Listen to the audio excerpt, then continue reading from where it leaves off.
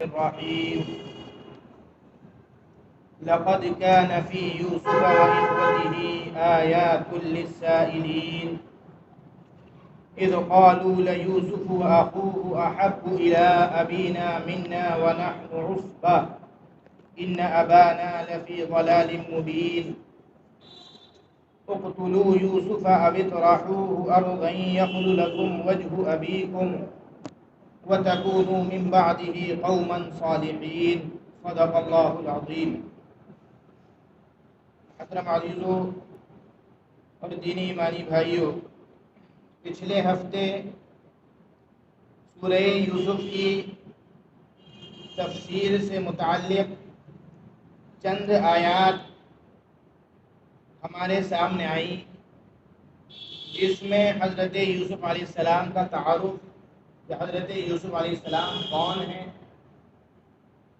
اور انہوں نے کیا خواب دیکھا، خواب دیکھنے کے بعد انہوں نے اپنے والد سے کس انداز میں اس کو بیان کیا، اور پھر اس خواب سے متعلق حضرت یعقوب نے حضرت یوسف سے اپنے اندیشوں کا اظہار فرمایا اور ان کو چند نصیحتیں کیں، اور پھر ان کو چند خوشخبریاں سنائیں۔ پچھلے ہفتے کی تفسیر کا خلاصہ یہ تھا، اس کے اندر ہمارے لیے بہت سارے پہلو اور بہت ساری ہدایات عمل کرنے کے لیے ہمارے اور آپ کے سامنے آئی تھیں۔ شروع میں یہ بات گزر چکی ہے کہ سورہ یوسف سے متعلق یہود نے مشرکین عرب سے یہ سوال کیا کہ آپ محمد سے جا کر یہ سوال کیجئے کہ یعقوب کی اولاد جو کہ فلسطین کے اندر رہا کرتی تھی وہ مصر کے اندر کس طرح پہنچی۔ تو سوال کرنے والے کون تھے؟ یہود تھے، اور سوال کس کے ذریعے سے کروایا؟ وہ اصلاً مشرکین عرب تھے۔ اور یہ سورہ یوسف مکے کے اندر نازل ہوئی ان حالات کے اندر کہ جب مسلمانوں پر ظلم اور ستم کے پہاڑ توڑے جا رہے تھے، مسلمان شدید کہنا چاہیے کشمکش کا شکار تھے، اور اسلام کی شمعیں بالکل ٹمٹما رہی تھی۔ دوسری بات یہ بھی بتائی گئی تھی کہ صحابہ کرام رضوان اللہ تعالی علیہم اجمعین کا مطالبہ بھی یہ تھا کہ اللہ کے رسول کوئی واقعہ بیان کیجیے، کوئی قصہ سنائیے جس سے ذرا ہمارے دلوں کو تقویت پہنچے، ان حالات کے اندر ہمارے دلوں کو کچھ سکون محسوس ہو۔ اس موقع پر رب العالمین نے سورہ یوسف کی شکل میں ایک بہترین قصہ اتار دیا، جس کے اندر صحابہ کرام کی تسلی کا سامان بھی تھا اور یہود اور مشرکین عرب کے سوالات کا جواب بھی تھا۔ یہاں سے واقعے کی ابتدا ہوتی ہے۔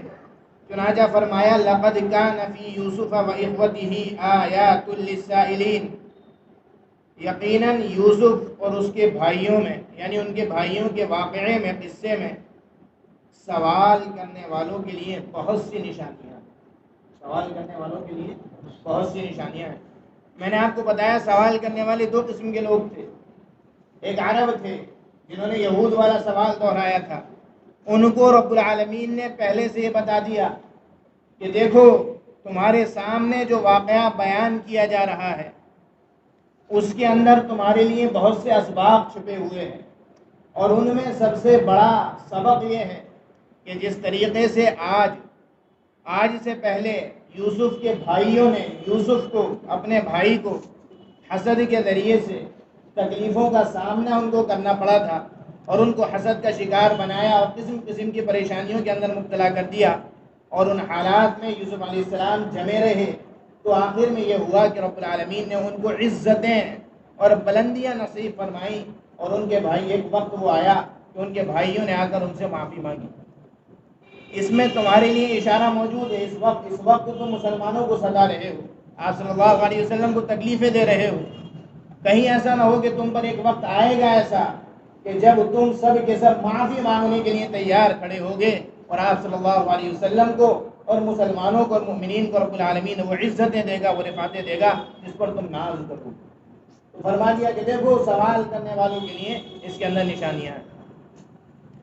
اور بتایا جیسا کہ دوسرا سوال کرنے والے کون تھے؟ عام مسلمان. وہ یہ کہتے تھے کہ نہیں ہم کو ایک واقعہ سنائیے. رب العالمین نے واقعہ شروع کرنے سے پہلے یہ بتا دیا کہ دیکھو عام قصوں کی طرح، عام کہانیوں کی طرح اس کو نہ سمجھنا. ہمارا اور آپ کا معاملہ یہ ہے کہ ہم بہت سارے واقعات سنتے ہیں، قصے سنتے ہیں اور ان سے یوں ہی گزر جاتے ہیں کہ نہیں یہ تو ایک اسٹوری ہے، یہ تو ایک واقعہ ہے، یہ تو ایک قصہ ہے. رب العالمین نے بتایا کہ نہیں ہم واقعہ یہاں پر بیان تو کرتے ہیں لیکن اس کو بطور واقعہ بیان نہیں کرتے. اس کے اندر تمہارے لیے ہدایات کے پہلو ہیں، تمہارے لیے نشانیاں ہیں، تمہارے لیے رہنمائیاں ہیں. اس کے اندر غور کر کر اپنے لیے کچھ ڈھونڈو، اپنے عمل کرنے کے لیے کچھ چیزیں تلاش کرو جو سورہ یوسف کے اندر موجود ہے. چنانچہ آگے فرمایا اذ قالوا ليوسف واخوه احب الى ابينا منا ونحن عصبة.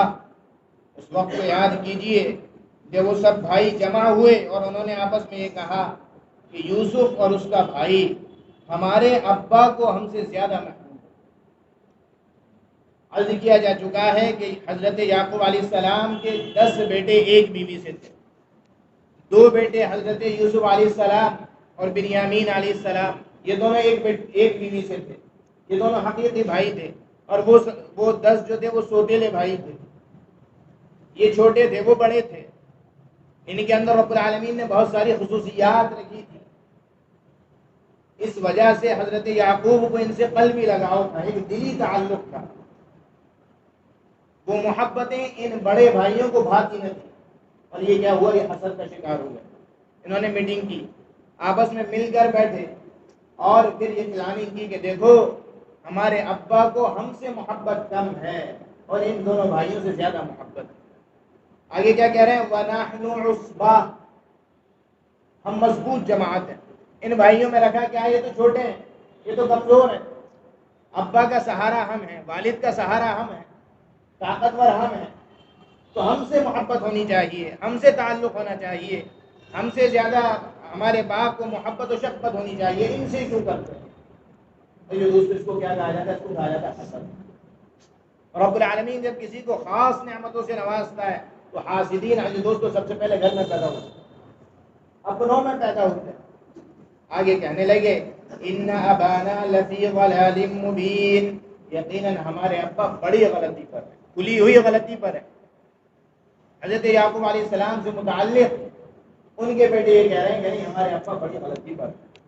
ارے دوستو کیا ہوتا ہے اس کے اندر ہمارے لیے کیا سبب ہے؟ ایک انسان جب پڑھ جاتا ہے، کسی بڑے عہدے پر پہنچ جاتا ہے تو کیا سمجھتا ہے؟ اپنے ابا کو، اپنے والد کو اپنے سے بڑوں کو کم تر سمجھنے لگتا ہے. اس کی عزت ختم ہو جاتی ہے، اس کی حقارت ذہن کے اندر آ جاتی ہے. بات بات پر کہتا ہے کہ ابا تم کیا جانو، تمہیں کیا معلوم؟ زمانے کا رخ نیا ہے، زمانے کی ہوا الگ ہے. اب یہ آپ کی پرانے زمانے کی باتیں تھیں. دوستو اس موقع پر بڑوں کے ساتھ عزت کے ساتھ پیش آنا، بڑوں کے ساتھ شفقت کے ساتھ پیش آنا، اور یہ دوستو یہ کیا ہے؟ یہ ضروری چیز ہے. ان کی حقارت، ان کے سلسلے میں یہ بات ذہن میں آ جانا یہ کم علم ہے. بعض موقع پر ہوتا ہے کہ انسان بڑے عہدے پر فائز ہو جاتا ہے اور والد کیا ہوتے ہیں، ابا کیا ہوتے ہیں، ابھی لنگی کے اندر، تہمت کے اندر، ایک حقیر سے کرتے کے اندر ہوتے ہیں، کہ اپنے کھیتوں پر کام کرنے والے ہوتے ہیں. تو جب اس کے دوست و احباب آتے ہیں تو یہ کہنا گوارا نہیں کرتا یہ جو ہے میرے ابا، یہ کہتا ہے کہ میرے کھیت پر کام کرنے والا ایک نوکر. حضرت یعقوب علیہ السلام کے یہ بیٹے یہی کہنے لگے ان ابانا لفی ضلال مبین، ہمارے ابا کھلی ہوئی غلطی پر کہ ہم جیسے طاقتوروں کو چھوڑ کر کمزوروں کا سہارا لیتے ہیں، ان سے محبت کرتے ہیں، ان سے تعلق رکھتے ہیں اور ہم کو چھوڑ بیٹھے. کچھ کرو ایسا، کچھ کرو ایسا. انہوں نے پلاننگ کیا بنائی؟ اقتلوا یوسف، آپس میں مشورہ یہ کرنے لگے کہ ایسا کرو یوسف کو قتل کرو. کیا کرو؟ یوسف کو قتل کر دو. اور یہ دوستو حسد جو ہے وہ انسان کا آخری درجہ ہے کہ محسوس جس سے حسد ہی کیا جاتا ہے اس کے متعلق یہ ہوتا ہے کہ اس کو مار دیا جائے، اس کو قتل کر دیا جائے. انبیاء علیہ الصلوۃ والسلام جتنے اس دنیا کے اندر آئے ان کی قوموں نے ان سے حسد کر کہ ہمارے درمیان سے یہی ملے تھے رب العالمین کو نبی بنانے کے لیے. ہماری قوم کے اندر تو بہت تھے، ان سے عزت والے تھے، ان سے مقام و مرتبے میں بڑے ہوئے تھے، مال و دولت میں اونچے تھے ان سے، اور رب العالمین کو یہی پسند آئے، یہی رہ گئے تھے نبی بنانے کے لیے. تو کیا ہوتا ہے، انہوں نے حسد کیا حضرت ابراہیم علیہ السلام سے ان کی قوم نے، حضرت صالح علیہ السلام سے ان کی قوم نے، حضرت ہود علیہ السلام سے ان کی قوم نے، حضرت عیسیٰ علیہ السلام سے ان کی قوم نے کہا کہ نہیں ان کو سولی پر لٹکا دیا جائے. حضرت نوح علیہ السلام سے ان کی قوم نے کہ ان کو پتھروں سے کچل دیا جائے. آپ صلی اللہ علیہ وسلم سے ان کی قوم نے کہ ان کو مار دیا جائے، ان کو قتل کر دیا جائے. واقعہ مشہور ہے. تو یہ دوستو کیا ہے، حسد کا اختتام قتل تک ہوتا ہے. حاسد یہ چاہتا ہے کہ دوسرے کو مار دے، قتل کر دے. اس موقع پر جس سے حسد کیا جا رہا ہے اس کی ذمہ داری ہے کہ جم جائے، صبر کرے، جیسا کہ حضرت یوسف علیہ السلام نے صبر کیا، انبیاء علیہ السلام نے صبر کیا. اور کیا ہوا یہ دوستو، ہر ایک کو عزت نصیب ہوئی، ہر ایک کو سربلندی نصیب ہوئی. حضرت نوح علیہ السلام سے حسد کرنے والے خاک میں مل گئے. حضرت نوح کا تذکرہ آج بھی زندہ ہے. حضرت عیسیٰ علیہ السلام کا تذکرہ آج بھی زندہ ہے، اور ان کے خلاف برا چاہنے والے ناپید ہو گئے. آپ صلی اللہ علیہ وسلم کے قتل کی پلاننگ بنانے والے کیا ہوا، غارت ہو گئے. اور آپ صلی اللہ علیہ وسلم کا ذکر رب العالمین نے بلند فرما دیا. تو جس بندے سے حسد کیا جائے اس کو اپنی زبان سے کچھ نہیں کہنا، رب العالمین پر مکمل اعتماد ہو، مکمل بھروسہ ہو، اور صبر کے ساتھ، استقامت کے ساتھ رب العالمین سے امیدیں باندھ کر وہ اپنے کام میں لگا رہے. رب العالمین اس کی ثابت قدمی کی بنا پر اس کو وہ عزت نصیب فرمائیں گے کہ زمانہ یاد رہے. چنانچہ فرمایا اقتلوا یوسف، ایسا کرو یوسف کو قتل کر دو، او اطرحوه ارضا، یا کسی زمین میں پھینک دو کہ جب نہ ہوگا بانس اور نہ بجے گی بانسری. جس سے محبت تھی جب اس کو ختم کر دیا جائے گا تو پھر کیا ہوگا، یخلو لکم وجہ ابیکم، تمہارے ابا کی توجہ تمہارے ساتھ خاص ہو جائے گی. جب وہ ذات ہی نہ رہے گی جس سے محبت ہے تو پھر ساری کی ساری محبت کے لائق تم ہوگے.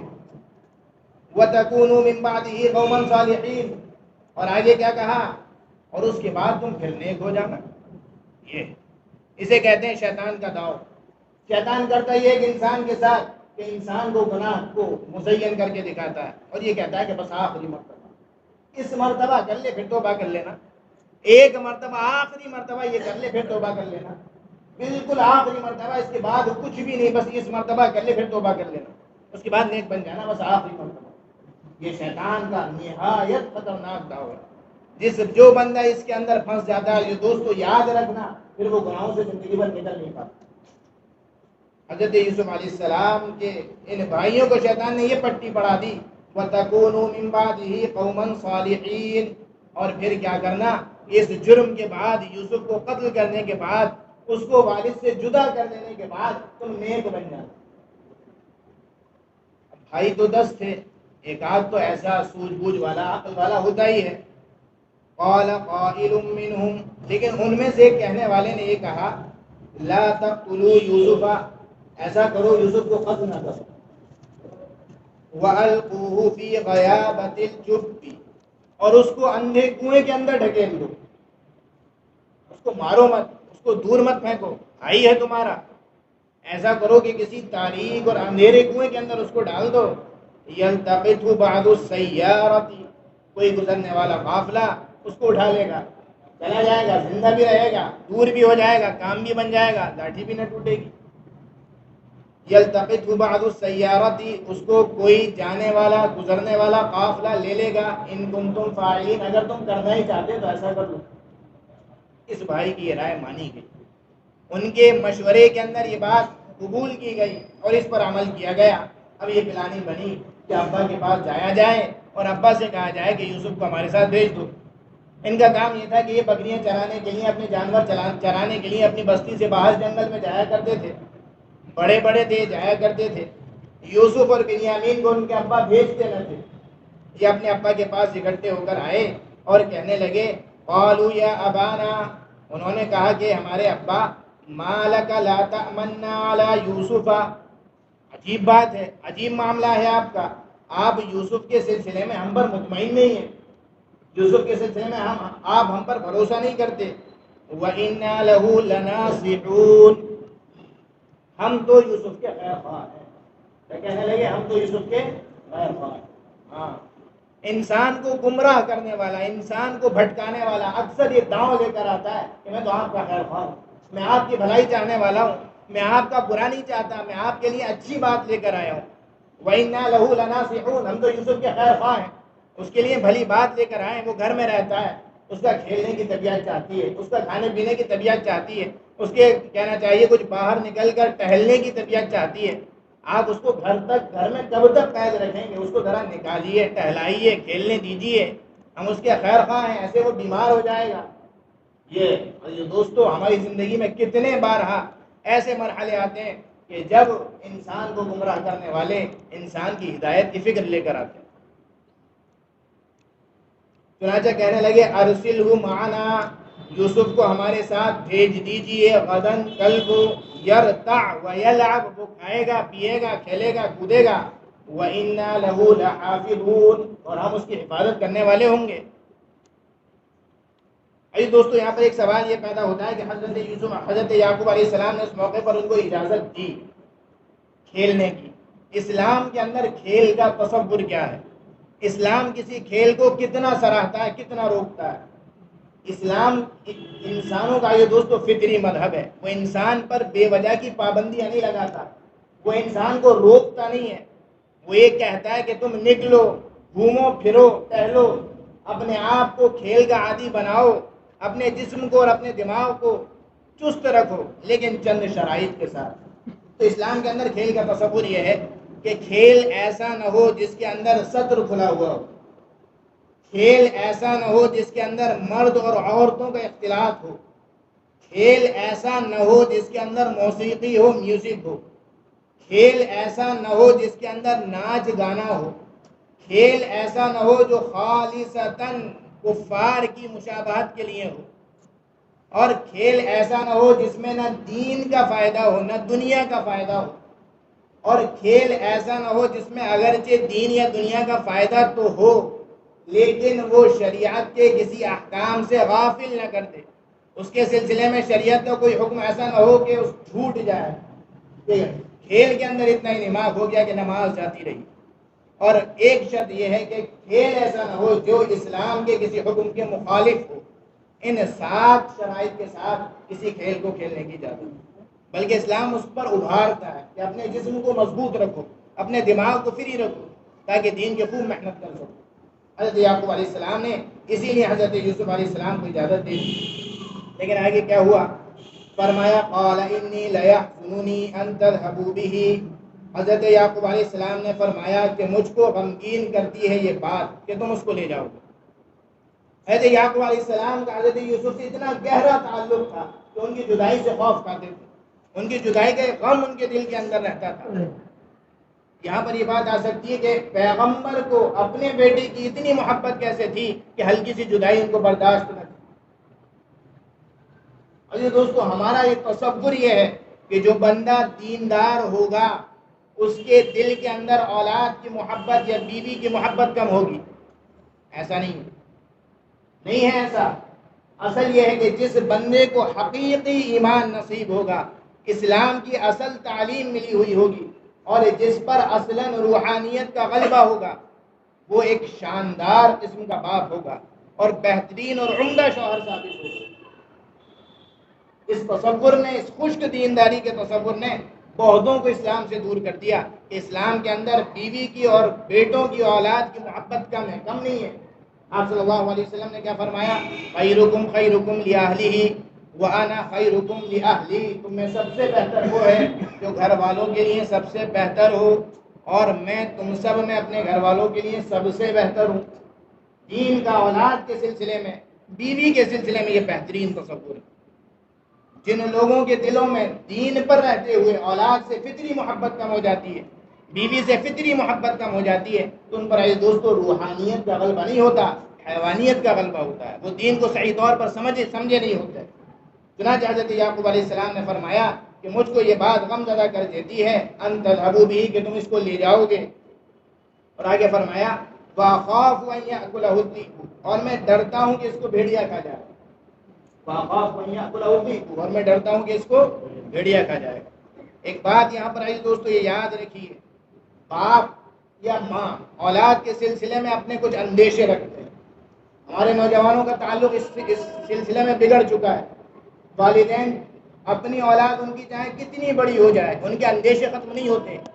ماں باپ کی نگاہ میں ایک اولاد کتنی بڑی ہو ایک چھوٹے بچے کے سوا کچھ نہیں. وہ سفر پر جاتا ہے, ماں فون کرتی ہے کہ بیٹے کہاں پہنچے, یہ بیٹا جھلاتا ہے. اماں آپ یہی سوچتی رہتی ہے میں کہاں چلا جاؤں گا. والد کا فون آتا ہے, کہتے کہ بیٹے کہاں پہنچے, صحیح سے رہنا, صحیح طرح سے چلنا, صحیح ٹرین میں صحیح طرح سے سفر کرنا, اپنا سامان صحیح سے رکھنا. یہ بیٹا جھلاتا ہے, اس کو برا لگتا ہے. میں سب جانتا ہوں, مجھے سب معلوم ہے, سب پتہ ہے مجھ کو کیسے رہنا ہے. نہیں, حضرت یعقوب علیہ السلام کے ذریعے سے قرآن کریم نے یہ سبق دیا کہ اولاد چاہے کتنی بڑی ہو, ماں باپ کے دلوں کے اندر جو اندیشے آتے ہیں, ایک صحیح سالم صالح نیک اولاد کی فطرت یہ ہونی چاہیے کہ اپنے والدین کے ان اندیشوں کی قدر کریں. کبھی ان سے یہ نہ کہے کہ ابا ان کے خلاف ان سے الجھے نہیں, بلکہ ان کی اس بات کو محبت سمجھ کر, شفقت سمجھ کر, پیار بھرے انداز میں جواب دے دے کہ امی آپ نے صحیح کہا, ابا آپ نے صحیح کہا, میں اپنا جو ہے صحیح طریقے سے سفر کروں گا, صحیح وقت پر واپس آ جاؤں گا, صحیح طریقے سے اپنا سفر کو انجام دوں گا. آگے فرمایا وَأَنْتُمْ عَنْهُ غَافِلُونَ, مجھ کو ڈر یہ ہے کہ اس کو بھیڑیا کھا جائے گا. وَأَنْتُمْ عَنْهُ غَافِلُونَ, اور تم اس سے غفلت برتے ہوئے ہوگے, تو اپنے کاموں کے اندر مست ہوگے اور اس کو بھیڑیا کھا جائے گا. وہ کیا بولے؟ قالوا, انہوں نے کہا لَإِنْ أَكَلَهُ الذِّئْبُ, اگر اس کو بھیڑیا کھا گیا, وَنَحْنُ عُصْبَةٌ, اس حال میں کہ ہم طاقتور نوجوان مضبوط ہیں, إِنَّا إِذًا لَخَاسِرُونَ, تب تو ہم خسارے میں پڑ جائیں گے. گویا کہ وہ یہ کہنے لگے زبان حال سے کہ ابا کیسی باتیں کرتے ہیں, ہمارے ہوتے ہوئے, ہم جوانوں کے ہوتے ہوئے, ہم 10 لوگوں کے ہوتے ہوئے ایک بھیڑیا ہمارے بیٹے ہمارے بھائی کو کیسے کھا سکتا ہے؟ اگر ایسا ہوا تو ہمارا تو بیڑا غرق. یہ میں ہے, یہ تکبر ہے, یہ انداز ہے. یہ بتاتی ہے کہ کتنا تکبر ہے, کتنا انداز ہے. اور یہ دوستو کتنی باتیں ہم اپنی زبان سے ایسی نکال کر ہوگا, ہم ہیں تو صحیح, ہم ہیں تو صحیح, ہمارے ہوتے ہوئے یہ کام کیسے ہو سکتا ہے, ہمارے ہوتے ہوئے یہ کام کیسے بگڑ سکتا ہے. ہم ہیں, ہم ہیں, ان کی ہم نے کیا کیا. جو دوستو یہ کیا ہے, آگے کے صفحات میں, آگے کے واقعے میں ہمارے اور آپ کے سامنے آئے گا. آگے کیا رہا, حضرت یوسف علیہ السلام کا کیا بنا, ان کے ساتھ کیا ہوا, کنویں کے اندر انہوں نے اپنی زندگی کو کیسے گزارا, اور انہوں نے اگلے سفر کیسے طے کیے, یہ انشاءاللہ اگلے ہفتے کی تفسیر میں ہمارے اور آپ کے سامنے آئے گا. اللہ تعالیٰ سے دعا ہے کہ اللہ تعالیٰ ہم کو عمل کی توفیق نصیب فرمائے. یہ واقعہ جو دوستو برائے واقعہ نہیں ہے, اس کے اندر ہمارے لیے ہدایات کے بے انتہا پہلو ہیں.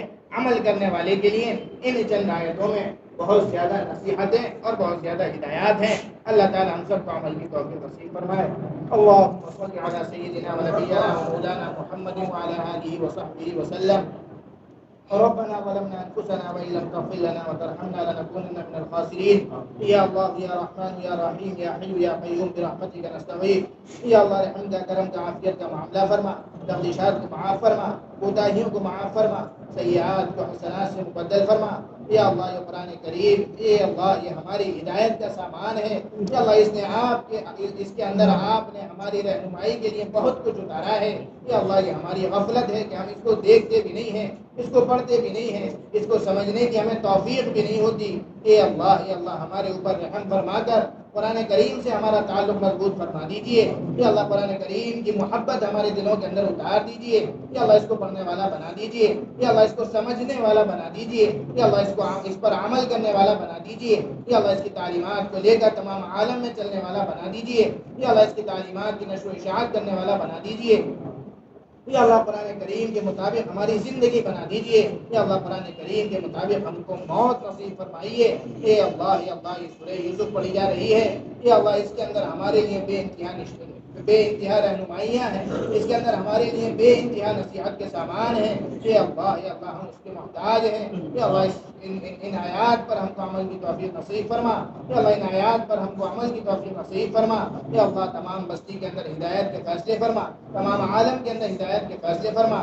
قرآن کی تعلیمات کو اس بستی کے اندر بالخصوص, تمام عالم کے اندر بالعموم اے اللہ پھیلا دیجئے، اے اللہ ہم سب کو قرآن کریم کا عاشق بنا دیجئے، قرآن سے محبت کرنے والا بنا دیجئے، قرآن کی تلاوت کرنے والا بنا دیجئے، قرآن کے علوم کا حامل بنا دیجئے۔ اے اللہ مدارس کا قیام اس بستی کے اندر مقدر فرمائیے، مدارس کا قیام مقدر فرمائیے، مراکز کا قیام مقدر فرمائیے۔ اے اللہ اس بستی کو دیندار بستی بنا دیجئے، حفاظ والی بستی بنا دیجئے، قاریوں والی بستی بنا دیجئے، علماء والی بستی بنا دیجئے، داعیوں والی بستی بنا دیجئے۔ اے اللہ رحمت خاصہ اس بستی کی جانب اے اللہ متوجہ فرما دیجئے۔ اے اللہ حاضرین کے دلوں کے اندر جو تمنائیں ہیں آپ ان سے بخوبی واقف ہیں۔ اے اللہ تمام تر حاجات کو پورا فرمائیے، اے اللہ تمام تر حاجات کو پورا فرمائیے۔ اے اللہ جو مانگا ہے نصیب فرما، جو مانگنے سے رہ گیا نصیب فرما۔ اے اللہ ہماری ان دعاؤں کو اپنے فضل و کرم سے قبول و مقبول فرما۔ سبحان ربک رب العزت عما یصفون وسلام علی المرسلین والحمد للہ رب العالمین۔